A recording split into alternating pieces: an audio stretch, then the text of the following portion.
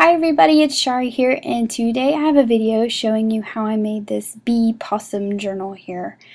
So you can see right here is a journal I made before, and I had a lot of comments and requests on showing how I did this when I showed some pictures. So I'm going to be making one similar. I didn't want to make the exact same one again. I'm going to be using this alphabet background from Simon Says Stamp as well as the matching stencil. And I'm going to be using this silver embossing paste on this one. I used gold on the one I was showing you before. I've got the charcoal mid-tone Hero Art shadow ink and some sugar wafer cardstock from Basil Basics in the card shop collection. So first you want to measure your journal and make sure that you've cut your pieces big enough. So I basically just cut that 8.5 by 11 right in half, and I'll cut off the extra later. I'll show you that.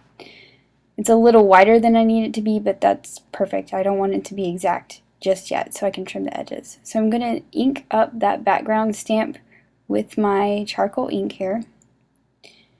And then I'm just going to stamp it right down onto that piece of cardstock. Like I said, that piece of cardstock is wider than I need to, but it is not wider than my stamp. So it's going to line up just perfectly.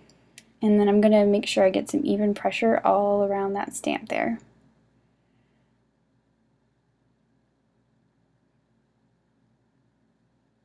And I chose the charcoal because it kind of does a nice tone-on-tone color with the background with the sugar wafer cardstock.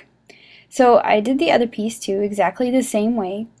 And now I'm going to apply the embossing paste. You can see that ink looks a little splotchy, but it actually really smooths out the more it dries. But I'm going to go ahead and do this embossing paste. So you can see that the stencil pretty much lines up exactly with the stamp. But what I did is I lined it up, and now I'm shifting it to the side, so it kind of is like a shadow, sort of. But I want to get the cardstock color, the color of the ink, and the color of the embossing paste. So I want to shift it so it's not lined up completely. I want it a little imperfect, which is actually really hard for me sometimes. But that's the look I want to go for. So this is that silver embossing paste, and I'm just going to take my little palette knife here. I just have a cheap plastic one from Michaels. I really need to invest in a nice metal one, but this one works okay for me for now. So I'm just going to apply it on there, and I'm going to be very careful because with these letters, I don't want to go back and forth. I tend to go in the same direction, so that I don't accidentally push one up and get the embossing paste underneath. You have to be very, very concise with what you're doing here. So I'm just going to speed it up so you can see how I applied this paste to the whole thing. I'm just being very careful not to push down too hard or rub back and forth. I'm getting it all over pretty well. And then I'm going to go back over and be a little more careful about kind of scraping off the excess, getting that embossing paste a little more even. If you wanted a more bumpy texture, you could of course just leave it more bumpy. And so now I'm removing that tape, and I'm going to carefully pull the stencil up. I'm trying to do it so that nothing shifts around here. Ta-da! So I got a little bit underneath the stencil in a couple places. I did the other panel the same way and let it dry. Now honestly, these have dried for days and days and days because I set them aside and got busy and didn't get back to it very soon. But you don't have to let it dry for weeks like I did. So that piece that I got a little of the embossing paste underneath, I'm going to make that my back side and keep the nicer piece for my front. I just have a little journal here that I bought at Michaels in the dollar bins. It's lined, which is nice, but I only buy them if they have that super thick cardstock front and back, so that when I'm adhering these pieces to the front, nothing gets warped, stays nice and flat, and looks really nice in the end. Now I have discovered the best way to apply things is to go over it with some sandpaper and rough it up. It helps things stick down a lot better. Ask me how I know. I've had things peel off before. So I've roughed up both those edges with sandpaper, the fronts and the backs. And now what I'm doing is I'm taking that piece of embossed cardstock and I'm going to trim off the edge so I have a nice clean edge because that embossing paste, gummed up the edge a little bit. So I'm just barely trimming off the edge so I have a nice clean edge. And I'm going to stop this short of the edge of the notebook here. So this one happens to be solid blue. So I'm going to have a blue spine. If you don't have a solid pattern or you have a color you don't like, what I do is I cover it up with some washi tape that I like and make that the color of the spine of my book. So you can see I'm applying some Mod Podge, and I don't apply it all the way to the edge so I can leave that edge poking through the side, and I applied some more to the back of my cardstock so that I have it all the way to the edge because I don't know where my edge is on the book there. And I'm just going to line it up nice and even with the edge so that that little blue spine shows through, squishing out some of that adhesive behind it, but I'm going to scrape that off here with the extra piece of paper, and you'll see that in a minute. I'm going to flip it over so I can apply some nice pressure and it's flat and not moving around too much. So here I'm just taking a little scrap piece of cardstock and I'm going to get rid of that extra glue there.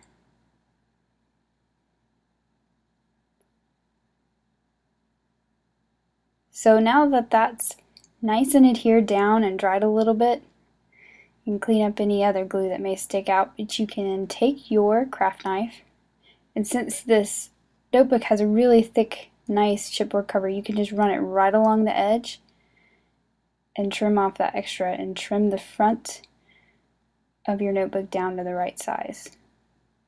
So what I like to do is do the straight edges, and then I'll go back and go around the corners and round those corners out.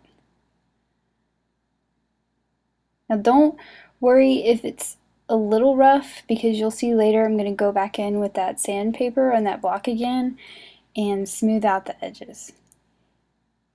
So you can see that it cuts it down really nicely, and now I can just run my knife around that curved rounded corner there and trim off the corners as well. So you're going to want to repeat the same process with the back side. And I've actually already roughed up the back side with my sandpaper.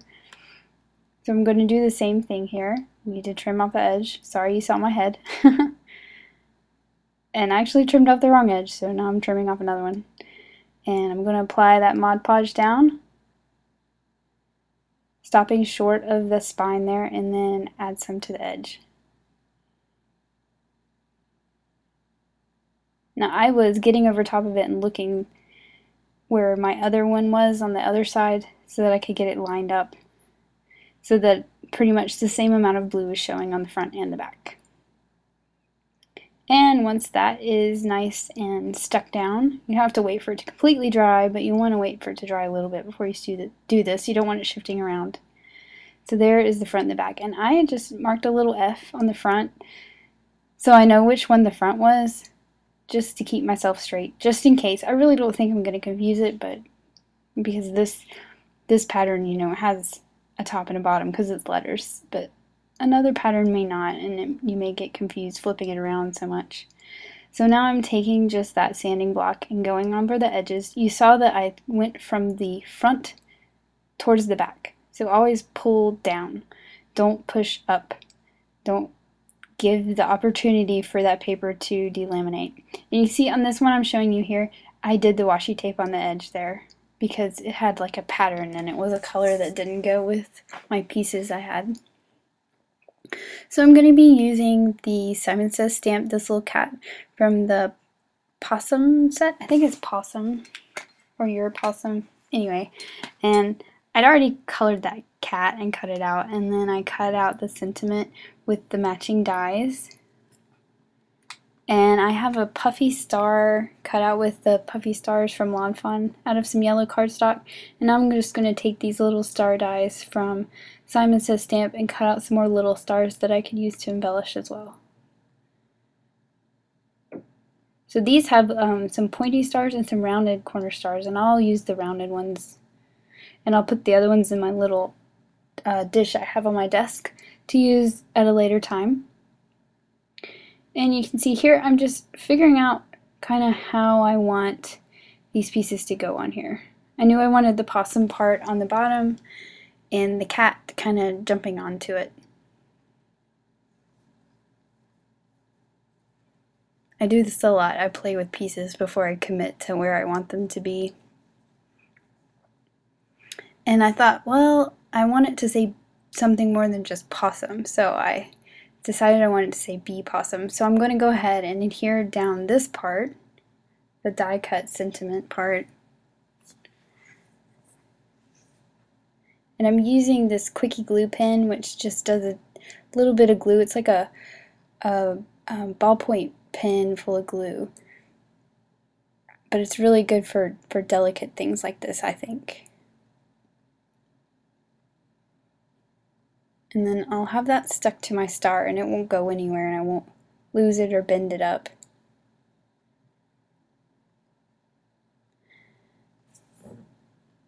Now to add the bee part for bee possum, I got out the Clark's ABCs.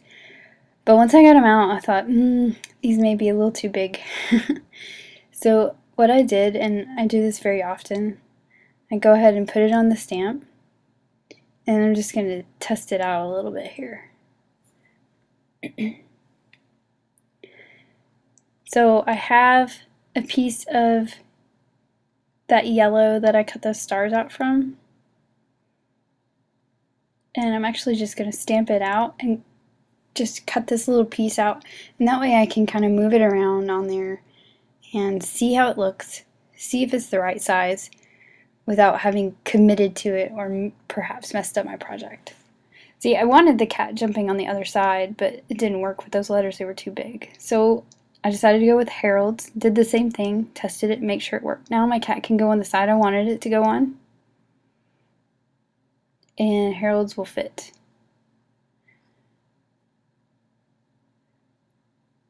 That's the nice thing about L'Enfant has some different sizes, so if one doesn't work, hopefully you can find one that does. And I decided to go with the VersaFine ink instead of the Memento just because it has a really nice crisp image. Yay, bee possum.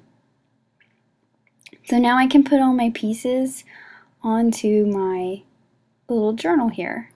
So I'm going to be using some Tombow Mono Multi to adhere the star down, and I do need to put a few little dabs of it onto that possum die cut that is sticking out from the star.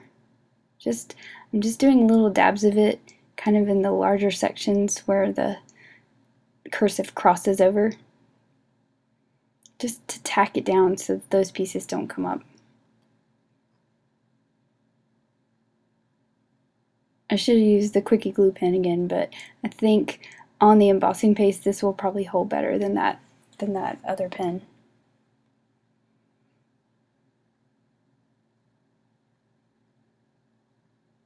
And once I get it in the position I want, I'm just gonna put it down and apply some pressure.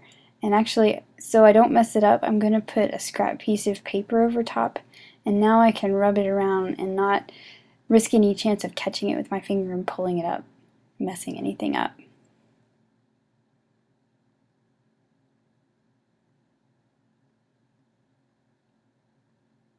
And yeah, I capped my glue, realizing I haven't glued cat down yet. So now I'm going to glue the little kitten down. And I'll be honest, I'm not a cat person, but this cat's pretty cute.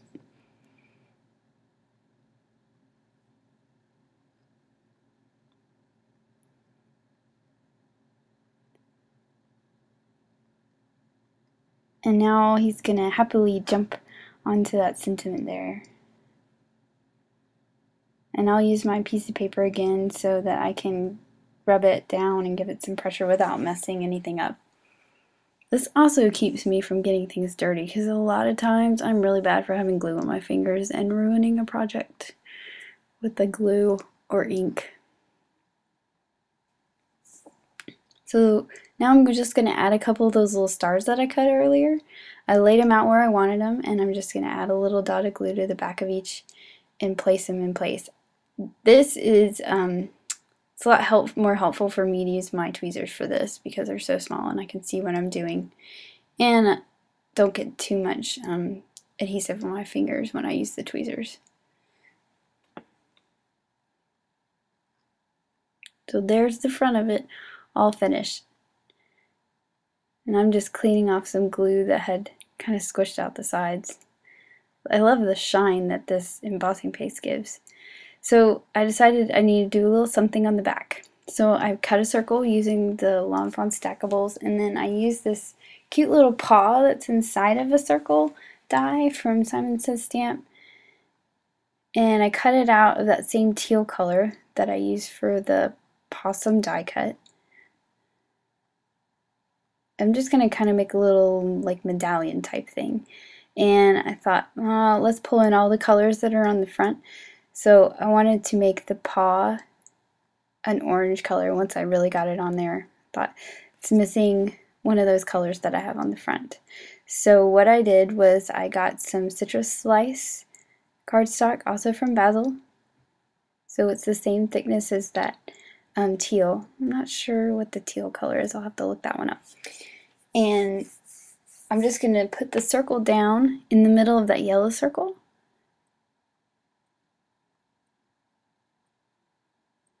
My glue is starting to run out.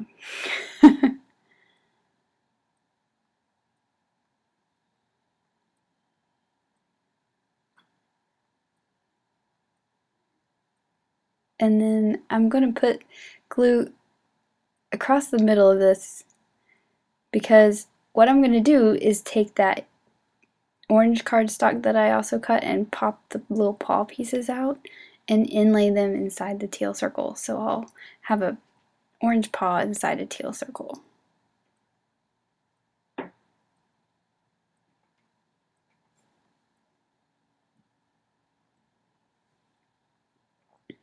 So now I got all those pieces in there. Oh, see, I told you I have problems with glue sticking to my fingers. That's why I use the piece of paper. And now I can put this on the back of my notebook, and I'm going to put it right in the center, kind of like a seal or a medallion.